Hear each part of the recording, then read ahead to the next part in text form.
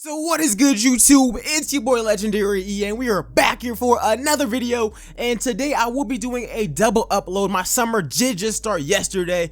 But anyways, you guys, if you guys are reading the title, you guys are here for my 2018 NBA mock draft. This is going to be the first version of this. And of course, the Phoenix Suns walked away with the #1 overall pick. A great day in franchise history. I do believe that this is the first time they have ever received the #1 overall pick. And yeah, because we all know that in recent years they end up getting like pick number 4 or just a pick that they just don't want in general. But other than that, you guys, today I will be going over my 2018 mock draft. So if you guys enjoyed this video and if you guys want to see more of it, please make sure you go ahead and smash that like button for another one. Let's get 200 likes for more NBA content. And if you guys get those likes, I will do my top players in the 2018 NBA draft. I've already done my most underrated players. So if you guys want to go ahead and check that out, I'll put that in the link as well as an annotation in the top right hand corner. But enough of me talking, y'all. Let's get straight into this mock draft because, hey man, I think this year's draft has a lot of potential stars in it. Like, for real. If some of these guys land in the perfect situation, the league is about to be very, very scary real soon.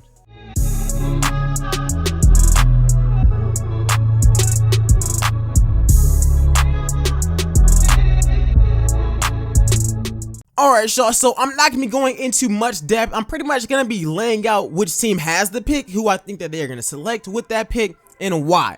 So, starting off with pick number 1, we have the Phoenix Suns. Obviously, like I said in the intro, it's the first time receiving the #1 overall pick in the NBA draft. And by the way, the draft lotto, they honestly finessed us out of 1 hour. Something that happens behind the scenes that I think should be televised because we really don't know what's going on. But they finessed us out of an hour with a bunch of commercials, with a bunch of random interviews. It was something that, if you take away all the commercials, could have been done in like 5 minutes. But hey man, get that back, Adam Silver. I feel you on that. But anyways, like I said, the Phoenix Suns, and I have them selecting Deandre Ayton. Now, this comes by no surprise. I think that he is the consensus #1 overall pick. You see, it's either him or Luka as far as who can go #1, and I think it's going to be Deandre Ayton. Now, of course, Deandre Ayton, I did watch his Slam interview yesterday, and he was pretty much saying, I'm going #1 regardless. So he already knew about this, and we've also seen quotes from him and Devin Booker saying they could be this generation's Shaq and Kobe. Now, Deandre Ayton played in Arizona. The Phoenix Suns are in Phoenix, Arizona. And I think that they need a big man. They've been playing Dragon Bender at center, and it's safe to say if they get Deandre Ayton, I think he can be a potential superstar. And also, them drafting him also provides Devin Booker with reassurance because we already know that he's pretty much said that if they don't make the playoffs this year, he out. So drafting Deandre Ayton, the best player in this draft, I think that none of these top teams can mess up. If they do, I don't even know what to say. So heading on to pick number 2, the Sacramento Kings were projected to, I believe, have the 7th overall pick. They wound up with pick number 2. Shout out to De'Aaron Fox. And with the 2nd overall pick, now this one was kind of difficult, y'all. I pretty much had to choose between Luka Doncic and Marvin Bagley III. But in the end, I am going to be rocking with Marvin Bagley III. Just because, yes, Luka can play 1 through the 3. Point guard, shooting guard, and small forward. I just feel like power forward is more of a position of need for the Sacramento Kings. Now, you can obviously make an argument that Zach Randolph was probably the best player this year and that they really need a small forward, but I think Luka in the NBA, I think that there's a way higher chance that he's playing point guard or shooting guard.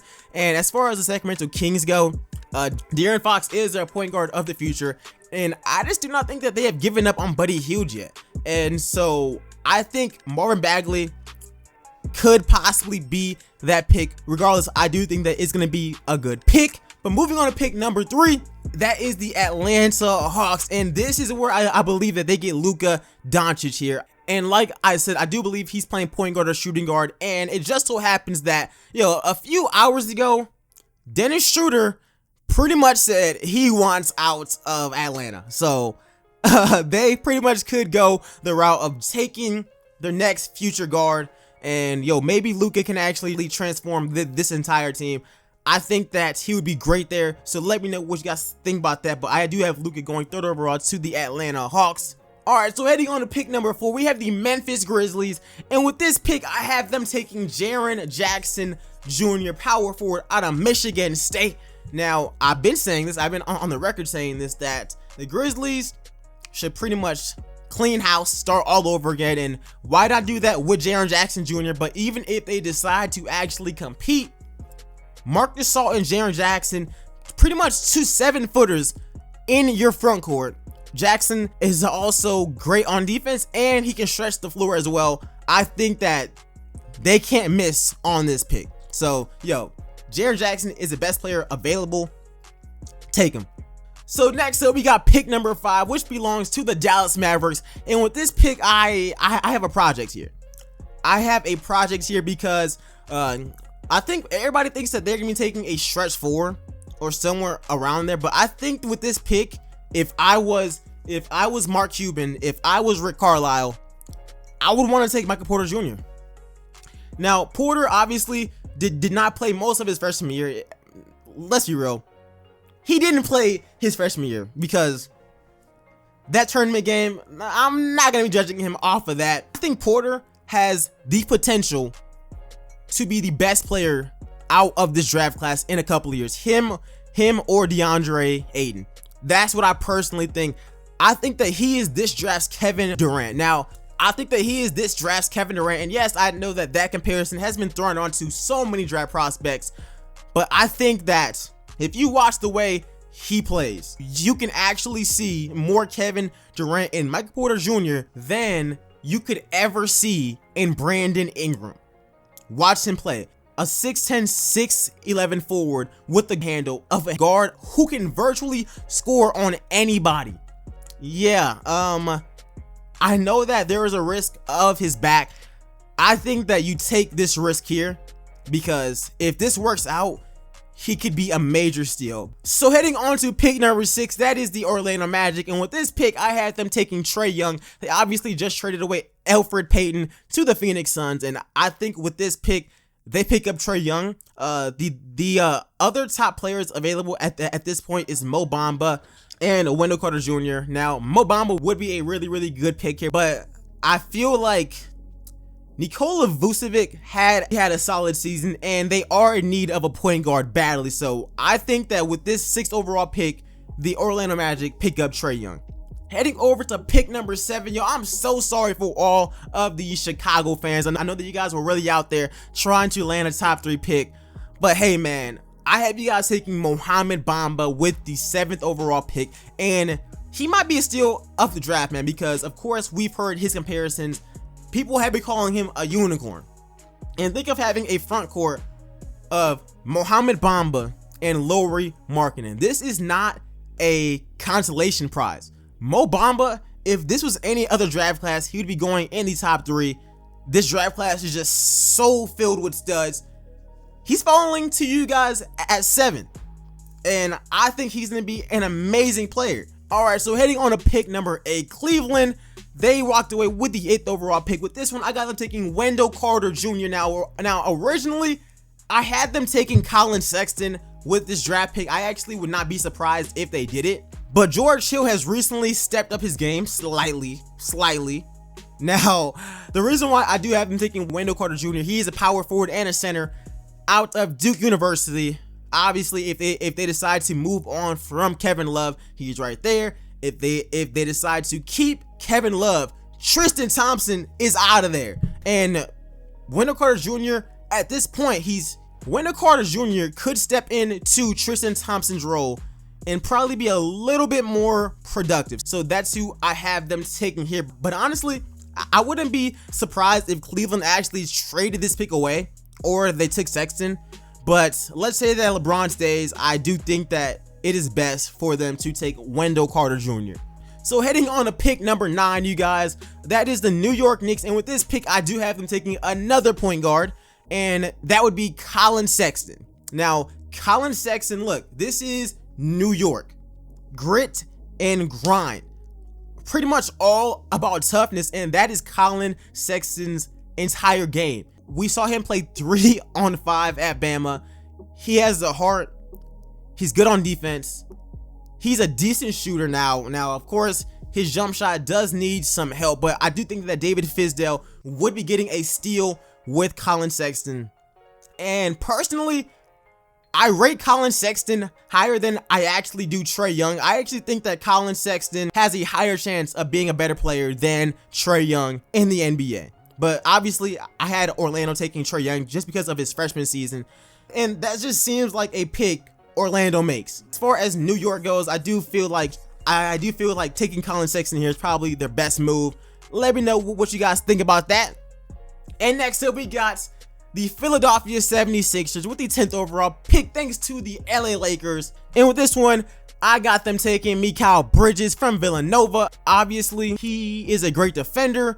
His jump shot does slightly need a little bit of work, but that is something that can be fixed. The 76ers need a small forward, and I think that he fits perfectly with them because next year's lineup is probably going to be Ben Simmons, Markelle Fultz, Mikal Bridges, Dario Saric, and Joel Embiid. Now, that is boring that they do not sign any free agents, but that's just how it's looking right now. But other than that, let's head on to pick number 11. With pick number 11, I have the Charlotte Hornets taking Miles Bridges. Now, Bridges is somebody who is an amazing defender. He played at Michigan State. I think that getting him at pick number 11, I think that he's going to be a great player in the NBA. And that's why I have Charlotte taking him here. He is the best player available. Simple. So now with pick number 12 and pick number 13, and with those picks, I had the Clippers taking Shai Gilgeous-Alexander from Kentucky, as well as his Kentucky teammate Kevin Knox as well. Now, the reasons why I chose this is because Jerry West even said this before the draft lottery. He wants young players, and getting Shai Gilgeous-Alexander and Kevin Knox are two positions of need for this team, and that's why I had them taking them. Now, Tobias Harris has spent this entire year playing power forward, and I think that they're going to keep that same thing going and pick up a small forward in Kevin Knox, as well as a point guard in Shai Gilgeous-Alexander. And yeah, so heading on to the final pick of this video, because I am only doing the lottery. Now, I'm saying that the Denver Nuggets, on all of the mock drafts, all of them, they have them taking a shooting guard, and I just do not see that happening at all. They have Gary Harris, they have Jamal Murray, they have a young backcourt that could possibly do something. I say that the Denver Nuggets take Robert Williams out of Texas A&M, or they trade down, because around this spot, there's a bunch of shooting guards that this team honestly does not need. They're honestly in need of a small forward, but obviously if they keep this pick, their best chance is taking a power forward in Robert Williams, because Paul Millsap is 32 years old, didn't have the best season. He spent part of it injured, but personally, I think that they should just trade down. But if they don't, I am going with Robert Williams. So hope you guys enjoyed this video. If you guys did, make sure you go ahead and drop a like on it and hit that subscribe button as well, you guys. Yo, let me know y'all's mock draft for this year's NBA draft, and let me know where y'all's favorite team landed in the NBA draft lotto if you guys have a team there. This draft class might be something special. Let me know y'all's thoughts and y'all's opinions on it. But other than that, you guys, I'll see you guys in the next video. Make sure you go ahead and follow me on Twitter at LegendaryEA, and I'll see you guys in the next one. I'm out. Peace, y'all. When I started out, I just took what they gave me. Did all the favors, they never repay me. It worked in my favor, cause nobody said. Brand new whip, got no keys. Tell them my clothes, no starch, please.